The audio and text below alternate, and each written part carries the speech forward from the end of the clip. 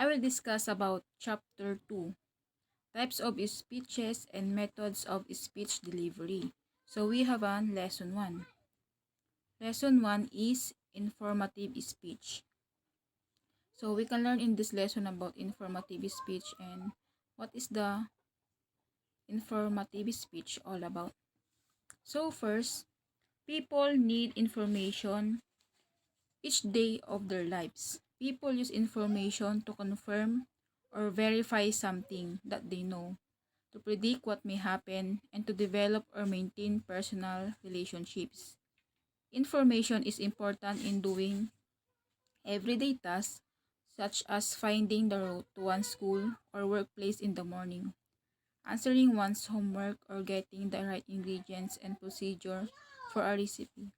Information is also required to generate new information, acquire skill, craft or change policies, make decisions, and solve problems. So, as a people, we need information in our everyday life. So, information is very useful, like confirm or verify something that they know. Example, we are searching in Google. We have an idea in that one thing, but we need to know or we confirm that this idea is correct. So we need to search the information in Google to predict what may happen and to develop or maintain personal relationship. So in using information, yung personal relationship natin sa ibang tao is mas nagiging mas nagiging strong siya kasi information is important in doing everyday tasks. Kasi nga 'di ba, if walang information, hindi natin magagawa yung isang bagay without information. So wala tayong kaalam-alam hindi natin magagawa isang bagay kung wala tayong alam dito. So example na lang is sa paghahanap ng isang school, finding the route to one school or workplace in the morning. So yun, meron na tayong information kung paano natin mapupuntahan yung isang lugar. So tulad na lang ng answering one's homework. So kung walang information, hindi natin masasagot yung assignment. Or getting the right ingredients and procedure for a recipe. Kung wala tayong alam sa pagluluto, example, magluluto tayo ng sinigang o hindi natin alam yung ingredients or procedure, hindi natin matatapos yung gagawin natin. So, napaka-importante ng information in our everyday daily lives. So, there are many sources of information. So, from reading books to having a conversation with friends, watching the news on television, or browsing through different websites on the internet. Aside from this, one of the most common and important sources of information are informative speech. So, mayroong most common important source ng information, yung informative speech. Sources of information from reading books to having conversation with friends, watching the news on television, or browsing through different websites on the internet. So, meron tayong most common important na information, sources of information, which is yung informative speeches.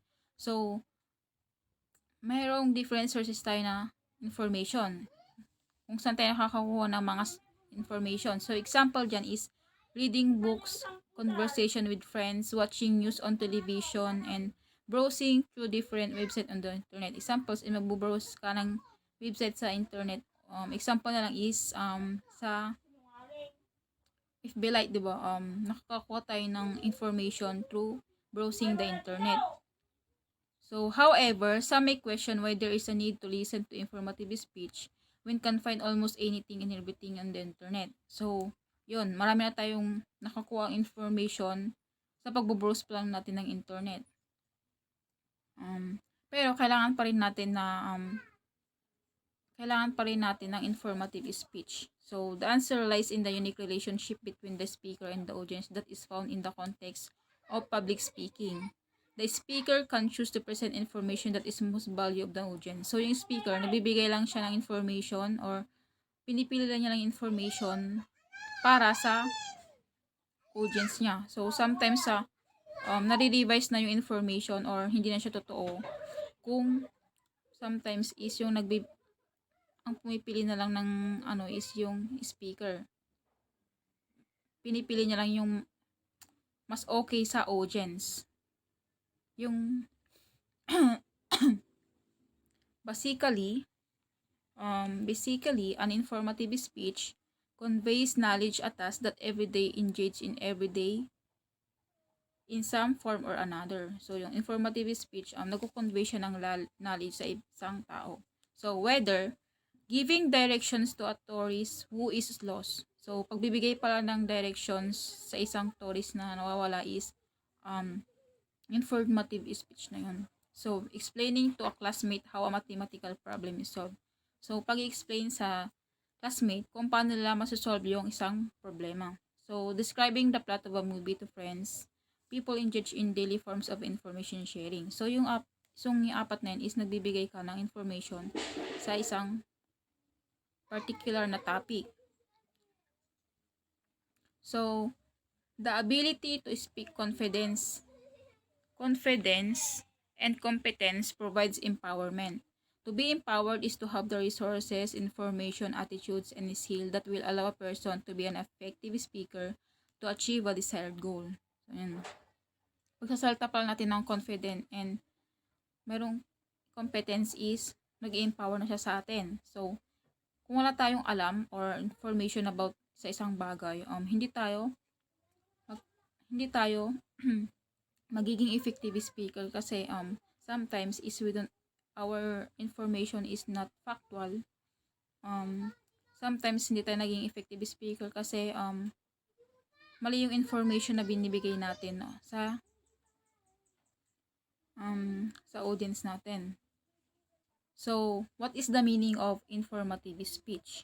So, informative speech is intends to educate the audience on a particular subject. It gives information to others to enhance understanding or knowledge of the concept and ideas presented. When an informative speech is given, the speaker defines, illustrates, or elaborates on a topic.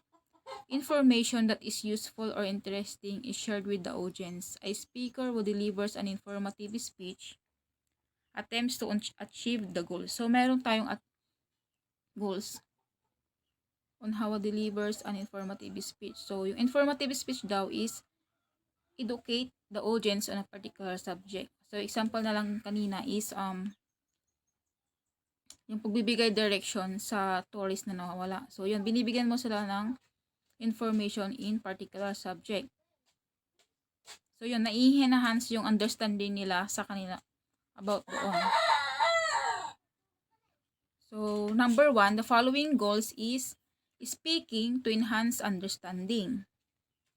So, yun. Understanding occurs when a listener accurately interprets the intended meaning of a message. So, yun.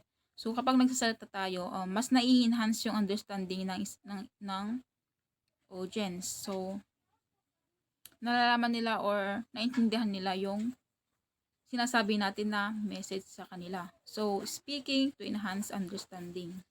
Mas nagkakaroon sila ng knowledge do sa sinasabi natin. So, number 2, speaking to ignite and maintain interest. Getting attention and maintaining the interest of the audience is necessary for them to focus on and understand the message. So, dyan, speaking para makuha natin yung interest nila and then makatch up natin yung interest nila. So, yun, kapag nagsasalita tayo, kailangan ng confidence para yung nakikinig natin is makinig sila or ma-maintain nila yung interest nila sa pakikinig. And then, makapag-focus sila and then, para maintindihan din nila yung message na gusto nating sabihin. So, number 3, speaking to be remembered. In the end, a speaker does not only present information that is understandable, but also memorable. An informative speech becomes effective when the audience is able to digest the ideas and concept as well as this retain long after the speech was given. So, hindi lang tayo basta nagsasalita na para makapag-present lang tayo ng information. Hindi lang basta-basta naiintindihan nila. Pero, kailangan is yung sinasabi natin is ma-retain sa kanila doon. Ma-retain or ma-apply nila sa kanilang sarili. So, yun. mas magiging yung sinasabi natin is memorable. Example na lang, 'di ba? Kapag mayroong guest of speaker sa isang event, through speaking, yung may nasasabi yung guest na talagang mas mariretain sa post natin, and then may sasabuhin natin. So, yun. We are speaking to be remembered. So, that's all my report. Thank you for listening.